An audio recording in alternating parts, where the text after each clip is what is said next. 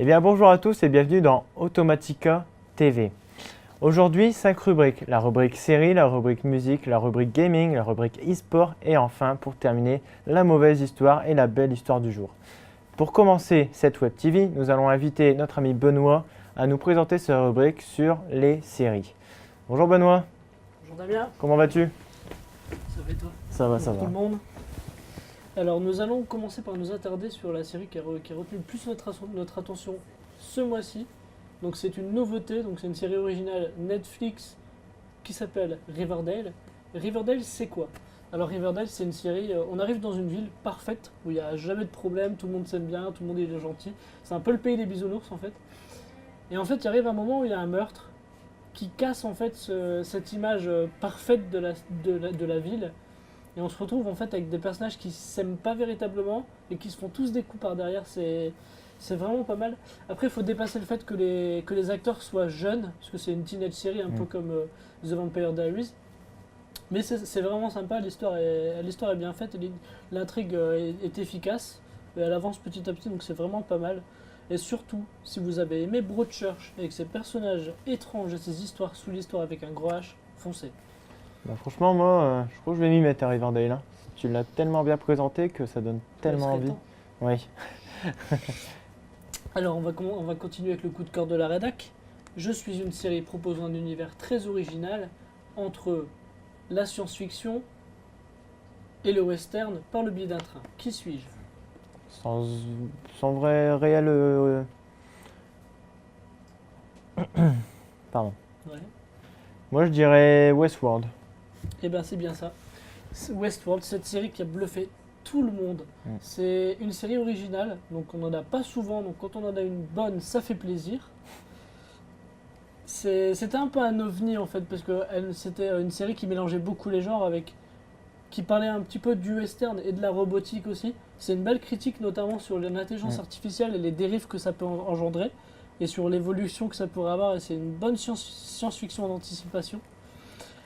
C'est aussi un bon moyen d'initier les habitués de la science-fiction au western et inversement, parce on n'a jamais vu une série comme ça en fait, et Ouais, ouais.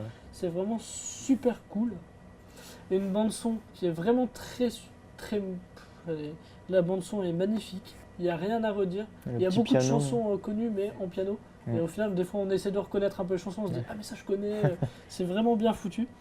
Et c'est vraiment une réussite. Et félicitations à HBO pour cette série originale. Ouais, parce que pour l'avoir vu jusqu'au bout, faut s'accrocher hein, au début, parce que c'est compliqué à comprendre. Il y Mais a beaucoup de rouages. ouais, voilà. Mais une fois qu'on y est dedans, On peut plus s'en c'est passer. trop bien, ouais, franchement. On va continuer avec la déception de la rédac. Et ça m'attriste énormément de mettre cette série, qui est quand même prestigieuse, dans cette catégorie, The Walking Dead. Mm. The Walking Dead, c'est une série qui a créé tout un univers complet et immense, avec énormément de personnages qui sont complexes, et une intrigue qui était vraiment bien faite au début, au final. On savait pas trop, il y avait beaucoup d'incertitudes sur les personnages, sur les lieux, comment ça se passait, etc. Beaucoup de théories aussi à la fin des saisons, etc. Et ces personnages qui avaient beaucoup d'énergie et la rage de vivre et de vaincre et de survivre, bah, ils sont devenus un peu mous. Et donc maintenant, à chaque épisode, ça traîne un peu plus en longueur. Et à la fin de chaque épisode, on se dit une seule chose, c'est tout. Et donc, la question que je me pose et qu'on se pose tous, c'est l'époque The Walking Dead, qui était quand même phare Mm. depuis 7 ans, c'est tout. Ouais. Ou pas, à voir à la prochaine saison. Je suis totalement d'accord parce que c'est vrai que ça s'essouffle complètement. Bon, après, ils ont rajouté Negan qui a quand même rajouté le piquant qui manquait aux méchants dans The Walking Dead. Mais ouais, c'est vrai que on arrive au terme. À voir si Jeffrey Dean Morgan arrive à porter la série vers le haut. Ouais, voilà. Pour l'instant, ça a l'air de marcher, Ouais. mais il faut voir par la suite. On verra, je pense, à la saison prochaine. Mm. Et ensuite, on va finir par les séries les plus attendues de 2017. Donc pour commencer, bien évidemment, Game of Thrones, dont la saison a été repoussée de quelques mois. Donc elle sortira cet été au lieu de sortir en avril. Pour la raison suivante, le temps. Parce qu'il leur fallait de la neige. Donc peut-être que Winter is coming. Il serait temps. Et on a hâte de voir ça. Ensuite, American Horror Story, une série qui fait énormément d'audience aux États-Unis aussi sur la chaîne FX. American Horror Story, c'est une série qui commence à dater un petit peu, parce que ça fait... Là, on va être à la 7e saison, donc ça commence à... Mais étant donné que chaque saison propose un sujet différent, au final, les gens ne se lassent pas, et il y a des saisons mieux que d'autres. La série n'a pas encore été teasée, on attend ça avec grande impatience, parce que on aime bien faire des suppositions sur le sujet de la série, parce qu'il ne dévoile jamais le sujet qu'à partir du pilote, donc ce sera pour octobre 2017. Et pour finir, cette chronique, la révélation de l'année 2016, Stranger Things, qui n'est plus à présenter, qui est une série Netflix aussi, comme Riverdale. Là, cette fois-ci, ce serait une araignée géante. On n'en sait pas trop plus, il y a une bande-annonce qui est sortie, mais on n'a pas beaucoup d'infos, et on attend ça avec grande impatience en octobre. Donc maintenant, il n'y a plus qu'à attendre. Voilà. Parfait Benoît, merci pour Merci cette à rubrique toi. sur les séries. Ça m'a vachement instruit et tu m'as vraiment donné aussi envie de regarder Riverdale. Fonce, Ouais, ça tu m'a rates rien. ça m'a tout l'air d'être une très bonne série. Merci beaucoup, puis à tout à l'heure. À tout à l'heure. Maintenant, nous allons passer à la rubrique musicale présentée par Nicolas. Nicolas, bonjour à toi. Comment tu vas? Bonjour Damien, ça va et toi? Ça va, ça va. Commençons tout d'abord par la sortie de la semaine. Cette semaine sort la bande originale du film Disney La Belle et la Bête. La chanson principale, Beauty and the Beast, est interprétée par Ariana Grande et John Legend, duo qui fonctionne à merveille. Les autres titres sont interprétés notamment par Céline Dion ou encore Emma Watson, qui est l'héroïne principale de ce remake de 1991. Très belle femme. En effet. Passons tout de suite au top album de la semaine. Cette semaine, Julien Doré est 5e. Il gagne 4 places. Son album s'est écoulé à 4900 exemplaires. J'ai adoré qui s'amuse à faire des clips avec des poneys. C'est original. Ça. Ouais, c'est un concept.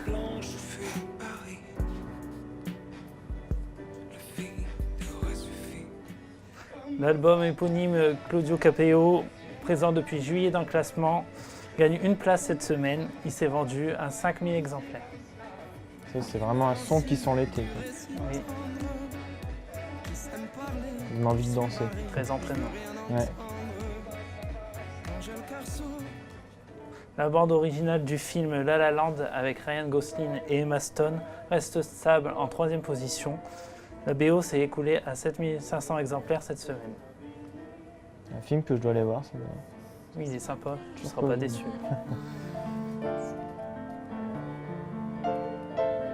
Here in the bars, or through the smokescreen of the crib. Vianney n'est plus le premier cette semaine. Il perd une place. Son album s'est vendu à 10 200 exemplaires.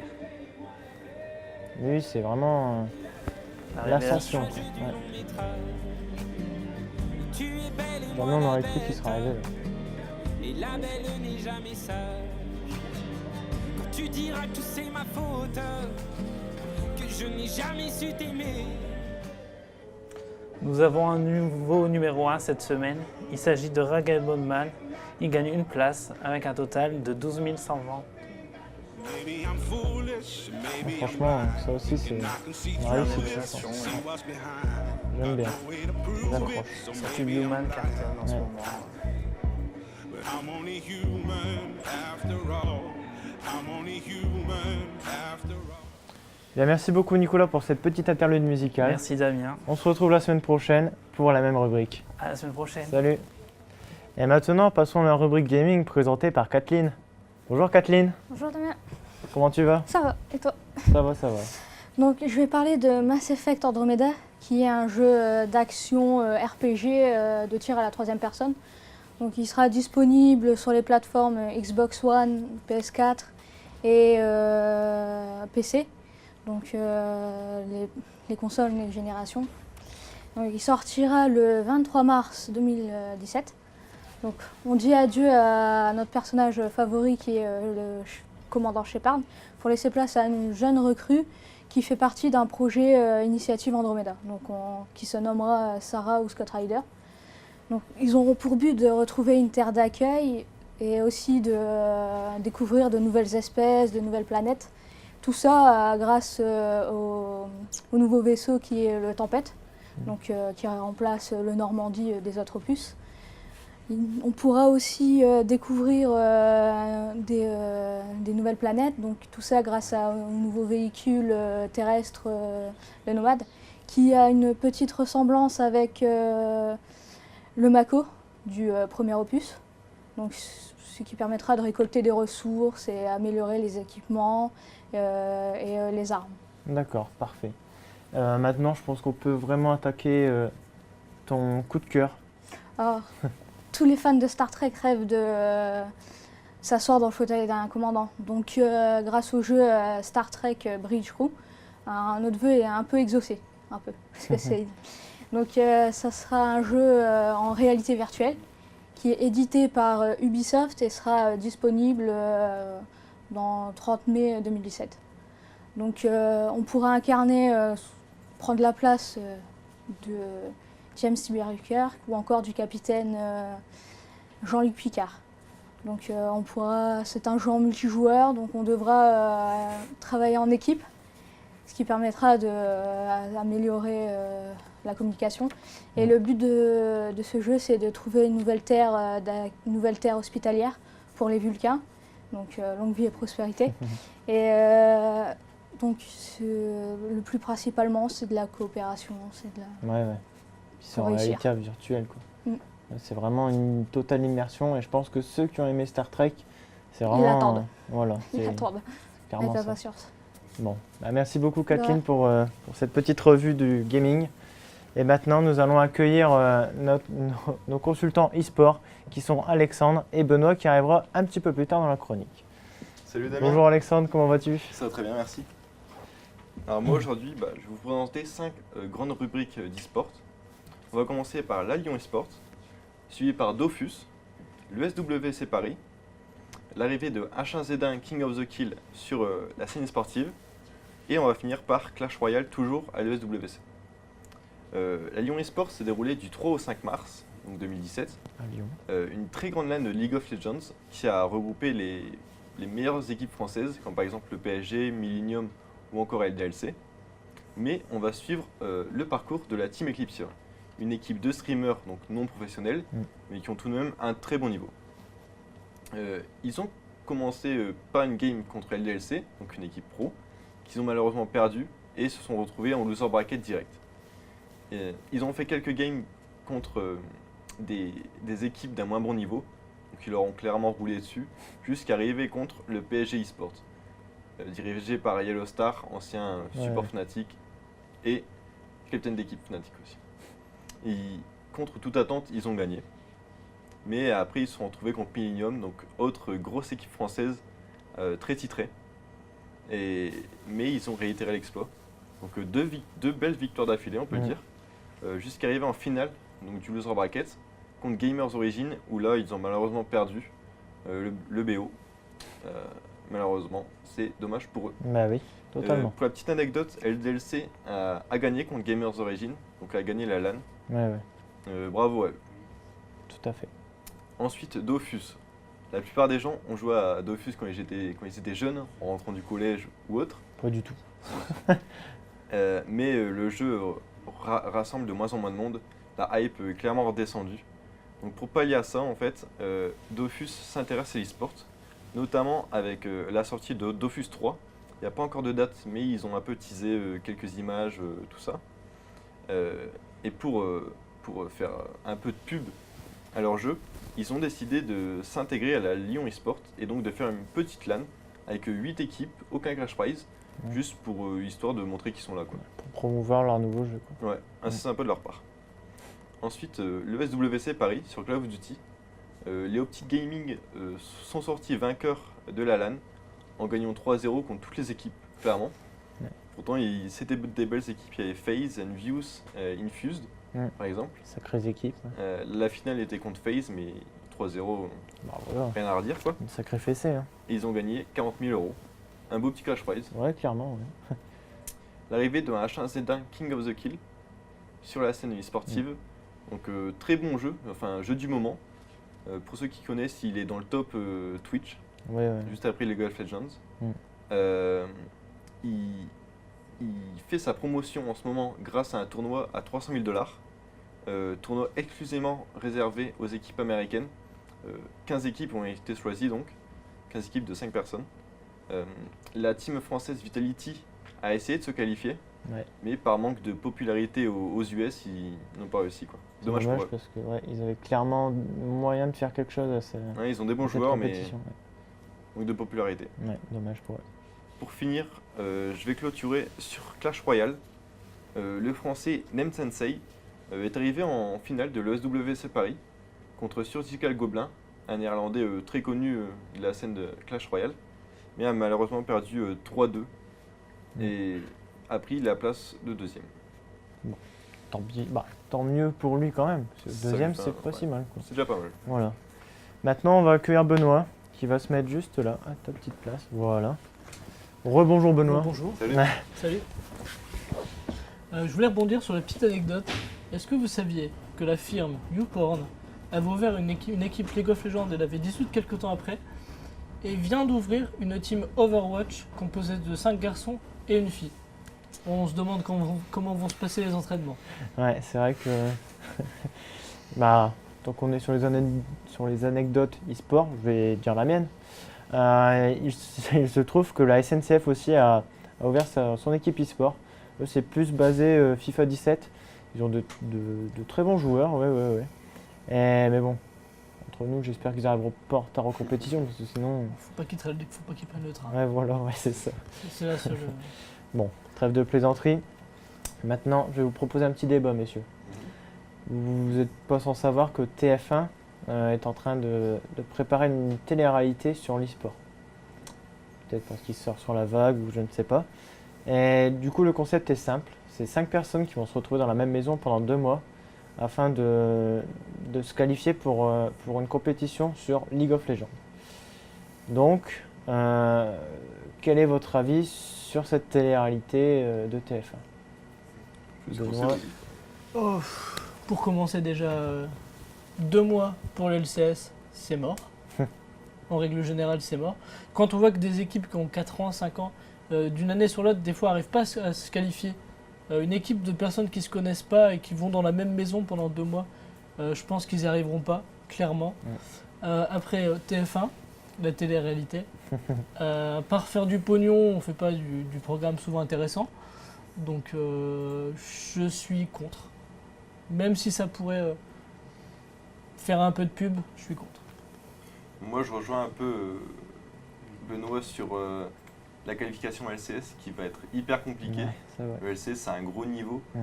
Donc, 2 mois, ouais, ça me paraît chaud. Néanmoins, je trouve ça intéressant de mêler l'e-sport à TF1 parce que ça peut donner une grosse hype autour de ça et donc faire découvrir l'e-sport à beaucoup de personnes et peut-être s'y intéresser. Après, faut voir au niveau des joueurs. Quels joueurs ils prennent, si c'est plus des joueurs pour leur niveau, ou plus leur talent d'animateur. S'ils vont axer ça plutôt sur le jeu ou sur la vie dans la maison, à voir, j'ai envie de dire. Bon, je vais conclure ce débat avec mon avis personnel. Je vous rejoins clairement tous les deux parce que c'est vrai que ça va être très compliqué de se qualifier pour cette compétition en 2 petits mois. Parce que c'est vrai qu'il faut s'adapter à l'équipe, il faut vraiment qu'il y ait des automatismes. Mais après, ouais, ça peut être une bonne pub aussi pour l'e-sport, parce que ça va quand même être, je pense, pas mal regardé. Ouais. Enfin, j'espère en tout cas. Ou du bad buzz. Et voilà, après, à voir si les personnes seront recrutées pour leur niveau ou pour leur capacité à animer cette télé-réalité. Franchement, À voir. voilà, Wait and see. vraiment à voir. Eh bien, merci beaucoup. Merci à toi. Merci à toi. À la semaine À la semaine prochaine, j'ai envie de prochaine. vous dire. En attendant, n'hésitez pas à donner votre avis sur ce débat sur Twitter, Facebook, Snapchat et Instagram de notre émission avec le hashtag sur Twitter télé-réalité de TF1. Maintenant, nous allons passer à la prochaine rubrique qui est la rubrique mauvaise et bonne histoire du jour. Donc, nous allons accueillir Constance et Elise qui vont nous présenter cette rubrique. Bonjour Constance. Bonjour Damien, Bonjour Elise, comment allez-vous? ça va et toi? Ça va. Donc, je pense qu'on peut commencer par la mauvaise nouvelle et finir sur une bonne note cette émission. Exactement. Voilà. Bon. Alors, mauvaise nouvelle aujourd'hui, Le PSG, c'était inattendu, mais il a été éliminé de la Ligue des Champions. Battu 6-1 à Barcelone, après une fin de match qu'on peut qualifier d'hallucinante, puisqu'à 3 minutes de la fin du match, ils n'étaient menés que 3-1, donc ils avaient encore leur chance. Donc c'est dommage. Ce match est un véritable naufrage pour l'équipe de notre capitale. Surtout qu'une telle défaite était inimaginable puisqu'ils avaient gagné le match aller. Donc c'est vraiment dommage. En revanche, le Barça, lui, a réalisé un exploit historique. Ils ont marqué 3 buts coup sur coup sur les 7 dernières minutes du match, dont 5 de temps additionnel. Ça, c'est pas mal. Mais le PSG passe du rêve au cauchemar et ne sera pas au quart de finale. Le FC Barcelone qui fait vraiment, qui rentre vraiment dans l'histoire. Oui, ensuite j'ai une petite anecdote. Ça aurait pu être une mauvaise nouvelle, mais ça finit assez drôle. Un apprenti braqueur a vu le jour à Lens. Donc il s'agissait d'un homme d'une quarantaine d'années et boiteux. Il a tenté de braquer le bar tabac de la grande résidence à Lens. Donc armé d'un couteau, il a menacé la gérante du bar avec l'intention de récupérer l'argent de la caisse. Et ça aurait pu tourner de manière très dramatique si ce braqueur n'avait pas été lui-même un habitué de ce bar. Donc c'était JC, pas de chance pour lui, il a été reconnu directement par les autres clients. Et en prenant la fuite, il a bêtement jeté son couteau dans une poubelle publique et n'a donc évidemment pas échappé aux caméras de surveillance. Ouais, c'est vraiment un apprenti braqueur, quoi, comme tu dis. Et moi, j'avais entendu parler aussi de quelqu'un qui avait volé une voiture et au moment de s'en aller avec la voiture, il avait calé. Donc c'est vrai que c'est un petit peu de malchance. Mal préparé. Mal préparé, ouais. Bon, maintenant passons aux bonnes nouvelles du jour. Alors, j'ai exactement 2 bonnes nouvelles à vous annoncer aujourd'hui. Alors, à 24 ans, un jeune entrepreneur, Brandon Miradi, vient de créer le premier pressing pour chaussures à Lille. Donc, il a ouvert il y a quelques semaines. Donc, la boutique BBB Shop s'occupe de l'entretien de chaussures de tout type, en toile, en daim, en cuir.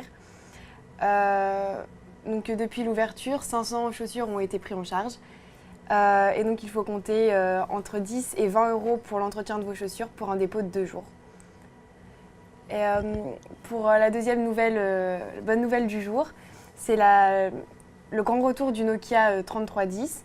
Donc, cette nouvelle version regroupe à la fois les atouts du modèle originel dans un design remis au goût du jour. Donc, alliant nostalgie et modernité, ce téléphone est en hausse sur le marché britannique et les précommandes sont vraiment très élevées. Bien qu'il ne s'agisse pas d'un super smartphone et plutôt d'un téléphone mobile simple, il attire vraiment beaucoup les foules et surtout par son prix de 49 €. Et donc c'est vraiment un téléphone pas forcément extraordinaire mais qui a marqué vraiment beaucoup de générations. Donc du coup, l'intérêt pour la marque Nokia a grimpé de 797% aujourd'hui. C'est vraiment un très gros coup de Nokia là. Ouais. Ils font venir le passé dans l'époque actuelle et ça touche énormément de personnes. Merci beaucoup les filles pour ces petites histoires. On va maintenant conclure cette Web TV. Merci à tous de nous avoir regardés. À la semaine prochaine et la bise!